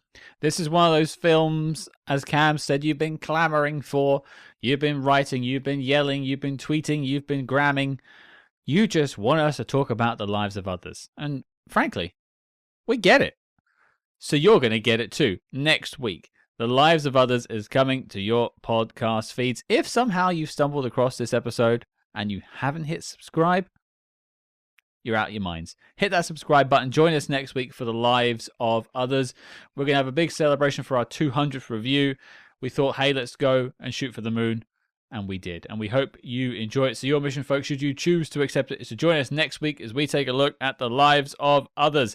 If you like what you heard in this episode, please join us over on our Patreon. Help support SpyHards and become an agent over on our SpyHards Patreon, patreon.com/SpyHards. And if you want to continue the conversation online about From Roger Moore with Love, about Live and Let Die, about our Yaphet Kotto interview, you can find us wherever one might social their medias at SpyHards, SpyHards. But until next time, Cam, until our 200th review, I'll be working on my Joan Collins handshake.